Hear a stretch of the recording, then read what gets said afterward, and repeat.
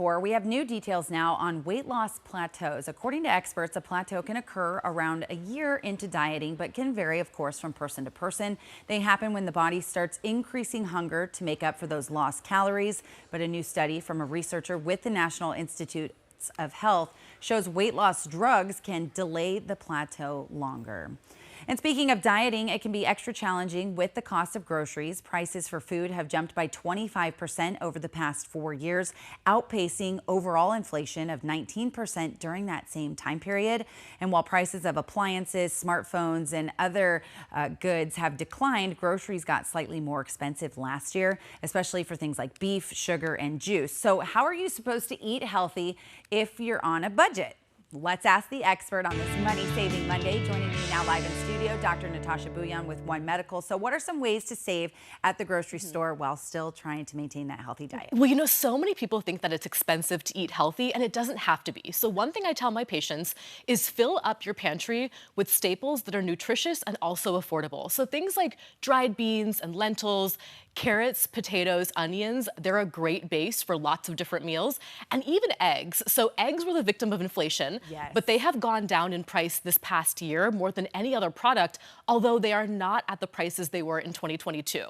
The other thing I advise people is seasonal produce. You know, the Arizona Department of Agriculture actually has a harvest schedule, and if you buy things that are in season, they're often cheaper. So for example, right now, arugula is going to go off season in May, but corn and summer squash, those are coming back in season. So great things to grab. Okay, I like that. And now what about when it comes to saving money on beverages? I know a lot of us love our Coke Zero, but yeah, well, you know, like we were mentioning before, the things that were hardest hit by inflation when it comes to beverages, it was juice and soda.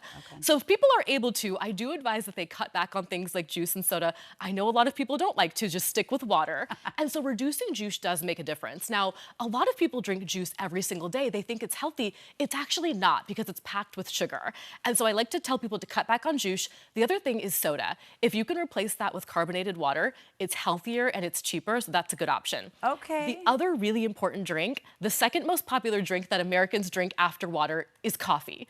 So if we are able to brew our own coffee, you can save up to $300 a year. That's so wild. And I mean, why not? Mr. Coffee does it just fine. You just have to find kind of a brew that you like and throw all the creamer in it. Exactly, you just have time. And then of course, alcohol is the other thing we spend a lot of money on. And so if you're able to drink some zero-proof drinks of instead of alcohol, does make a difference. And stretch that dry January, maybe just stick to the weekends if you can, something like that. Okay, so let's talk general tips to keep in mind when it comes to eating healthy on a budget. Well, the number one tip I tell people for saving money and eating healthy is actually cooking at home. So if a single person ate 2 meals at home rather than eating out, it can save about $1,400 per year. Wow. That makes a huge difference.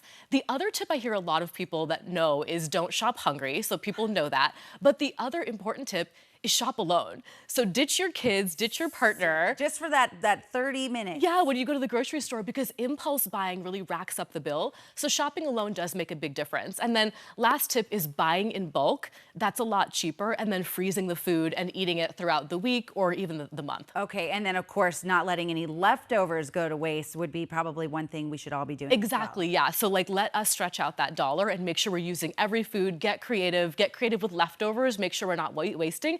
And you know, other tip I didn't mention is actually frozen foods. So frozen vegetables, people never believe me about this. Frozen vegetables are just as nutritious, if not more nutritious than fresh vegetables. And the reason why is those veggies are frozen right after they're harvested. They've got a lot of nutrition in there, whereas fresh veggies, they have to get transported. So frozen veggies are a great thing to reach for that people forget about.